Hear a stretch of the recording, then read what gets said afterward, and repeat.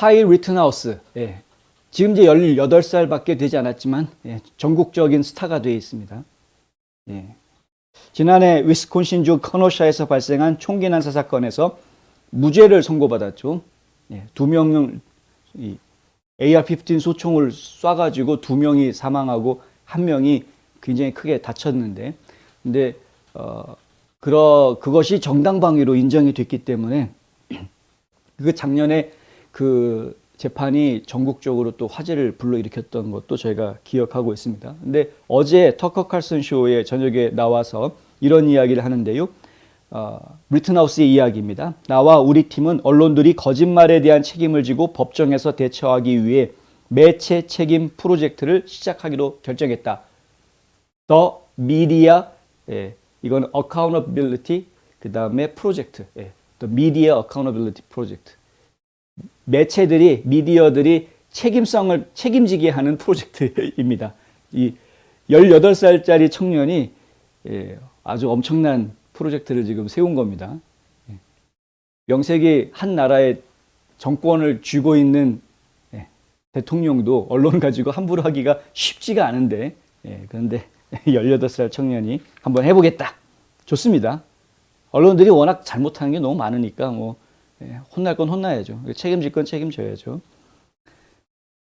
터커 칼슨하고 인터뷰하면서 리트나우스가 이런 얘기를 합니다. 내가 겪은 일을 다른 사람이 처리하는 것을 보고 싶지 않다.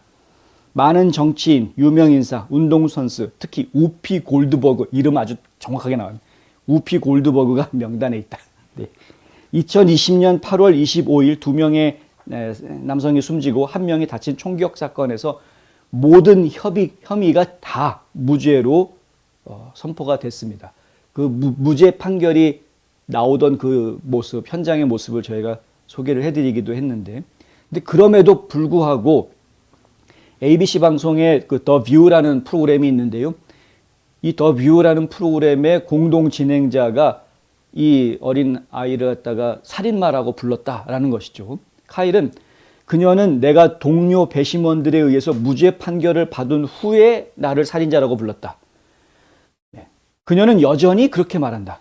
그리고 젊은 터키인들, 이 젊은 터키인들이라는 건 The Young Turks라는 모임이 있나 본데요. 이 The Young Turks의 첸크 위구르라는 사람도 잊지 말아야 된다.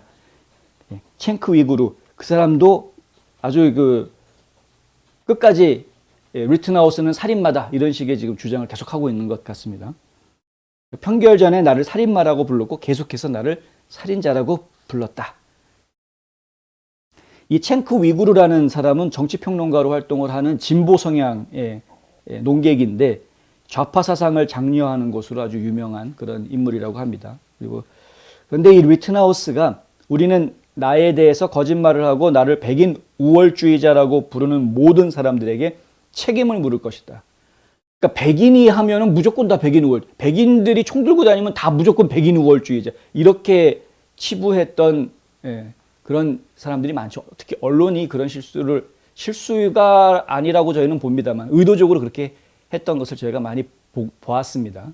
근데 분명히 본인들이 한 행동에 대해서 좀 책임을 져야 될 텐데, 그런데 이 웃기는 거는 뭐냐 하면은요, 이 언론인들이라는 사람들이 책임질 생각을 안 합니다. 그러니까 분명히 무죄 판결을 받았는데 왜 나를 계속해서 살인마라고 부르느냐라고 리트나우스는 항의를 하고 있는데, 살인마라고 부르는 그 언론인은 뻔뻔하게 어떻게 이야기하냐 하면은요, 이렇게 말을 하고 있습니다. 누가 리트나우스한테 유죄 선고받은 살인자라고 부른 적 있냐? 이렇게 나옵니다. 그냥 살인마라고 불렀지 유죄 선고 받은 살인마라고 부른 적 있냐? 당신이 무죄 선고를 받았더라도 실제로는 살인마일 수 있는 거 아니냐? 이런 식으로 나옵니다. 아주 뻔뻔하게. 이 18살짜리 아이가 그런 말들을 감당하는 게 과연 쉬울지 모르겠습니다만은, 하여튼 지금 그런 식으로 이야기하고 있죠. 아까 그 영턱스라는 젊은 터키인들이라는 단체의 변호인이자 진행자인 에드리엔 로렌스, 이 영턱스가 프로그램 이름인가 보군요. 에드리엔 로렌스라는 이 변호사가 그런 말을 한다고 합니다. 리트나우스 인터뷰 끝나고 나서 트위터에다가 그렇게 올렸답니다. 누가 리트나우스를 유죄 선고받은 살인자라고 불렀나? 왜냐하면 내가 아는 한 법적으로 무죄가 되더라도 당신은 살인자가 될 수 있기 때문이다. 무혐의 처분이 내려진다고 해서 다른 사람이 살해됐다는 사실이 달라지는 것은 아니다. 야, 말만 들으면 말은 아주 그럴듯합니다. 그런데 상대방을 살인마라고 비난하는 것은 무죄 판결을 받았음에도 불구하고 살인마라고 비난하는 것은 그거는 아니죠. 그건 조심해야 되는 부분인 것이죠. 그때부터는 명예훼손으로 넘어갈 수 있는 부분이기 때문에 그럴 수 있는 겁니다. 예. 물론 당신이 유죄 판결을 받지 않은 살인마다 유죄 판결을 받지 않았어도 무죄가 됐어도 사람이 살해된 건 사실 아니냐. 근데 그것을 살해라고 그 사람은 표현하고 있지만 법원에서는 분명하게 정당방위라고 이야기하지 않았습니까? 그러니까 살인이다, 정당방위다, 이 차이는 굉장히 큰 차이기 때문에 완전히 다른 이야기가 되는 것이기 때문에 기본적으로 이해가 잘못되어 있는 것이죠. 지금 리튼하우스를 가지고 너는 살인마야 라고 이야기하는 사람들은 기본적으로 그 상황 자체가 이해가 잘못되어 있는 그런 부분이었다.